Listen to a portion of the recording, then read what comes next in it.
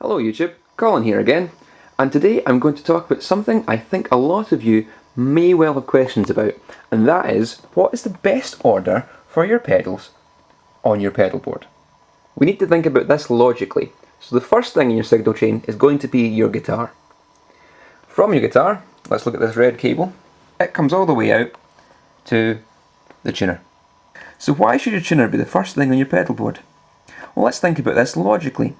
If the first thing going into the tuner is the guitar, and there's nothing in between but cable, it means there's less things to go wrong with the signal between the guitar and the tuner.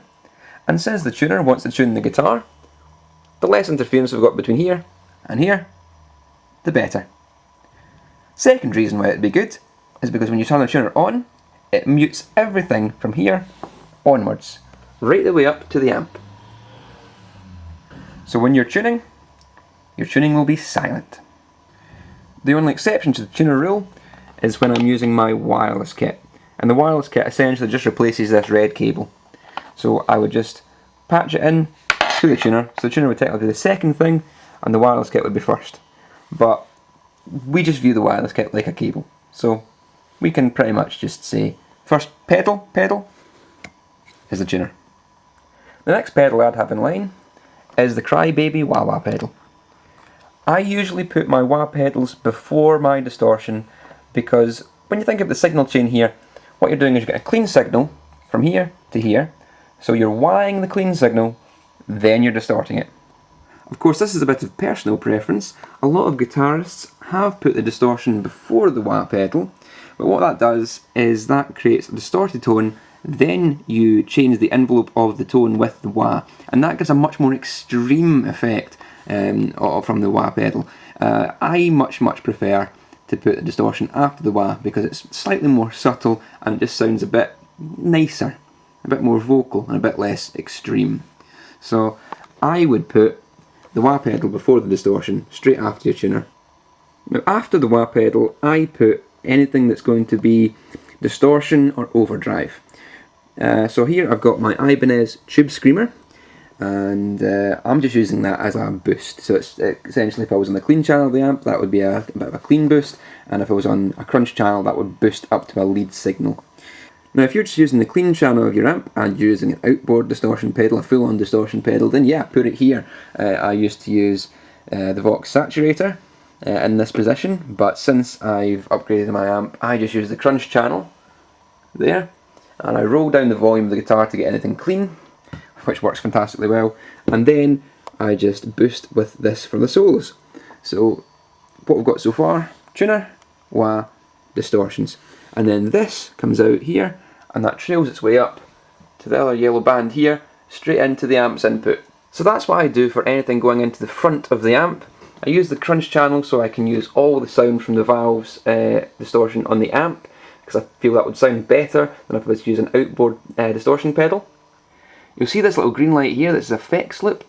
Now, a lot of amps have an effects loop, and the reason they have these is because some pedals don't work so well if you plug them into the front of the amp, because that means they come before the distortion, and some pedals just sound pretty dreadful if you do that. So the effects loop means that it loops in some pedals after the distortion set in the amp. So we'll have a look at what sort of pedals we should put onto our effects loop right now. Effects loops are designed for modulation effects, so that's things like flangers, phasers, chorus effects. You also want to put your reverbs and your delays into your effects loop.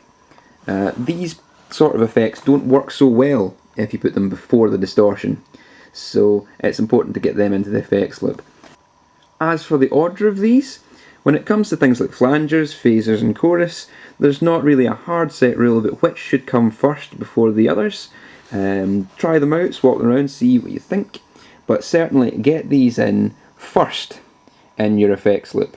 Now after you put all your modulation effects in, the next thing you want to go to is your noise gate. I've got the MXR Smart Gate here with a nice bright blue LED.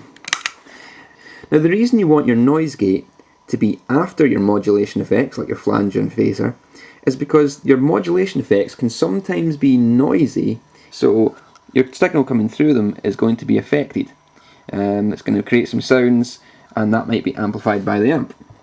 So you want those to be before the noise gate, so that when the signal comes from them into the noise gate can clamp down on it and get rid of those unnecessary noises. So that is the best position for the smart gate to be in, just after the modulation effects in the effects loop. And the last thing you want to put into your pedal board is any reverbs and delays. Now my amp has got a built-in reverb, so I don't have an outboard pedal for it, but I do have the MXR carbon copy delay pedal, again with the blue LED. They're really bright, they're pretty cool. So the reason you want these last is because you want that to create an echo of everything in your signal chain before it. So you want to create the echo of the wah, of the distortion, of whatever else modulation effects, then you want to echo it, and that's the last thing you want to do. If you were to put the delay before the noise gate, then the noise gate might clamp out on a couple of the echoes that you're wanting here. So this is the very, very last thing you want, because you just want to echo what has ever happened before, and you want those echoes to ring out. Now I'm powering all my pedals here from a power block with a whole bunch of 9-volt outputs, so that goes to each of the pedals, and I can power 6 pedals from this one block, and you'll notice I put my band sticker on top of it. Now some people may suggest that some pedals sound better from a 9-volt battery than they do from a power supply, but this is convenience for me really. It means I don't have to think about batteries and changing batteries. The only thing I don't power through the power block is the wireless kit, because I find that when I plug a power source into it, it starts to generate some quite bad noises, so I keep it with a 9-volt battery. Although now that I've got the smart gate, I may have to try plugging that back in again and save my batteries. Well, we'll see. But that certainly helps to clamp out the sound. I would advise getting one of those if you're using sort of high gain amps. Yeah, so that is the order that I would suggest best suits the types of pedals that you're likely to come across on your pedal board.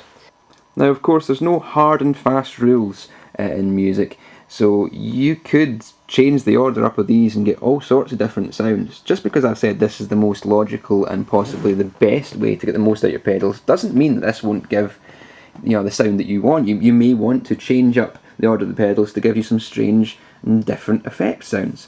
So it's worth experimenting and find out what works best for your style of music. But for me, I think for the majority of people and the way that they want to set up and the way it sound that you want to get, if you're going tuner, wah, distortions, into amp, effects loop back out into modulation effects, gate, and then your reverbs and delays, that is the best solution for what you can do on a pedal board.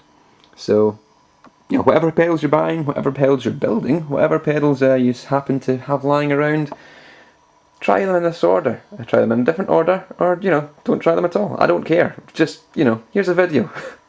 I'll see you later, guys.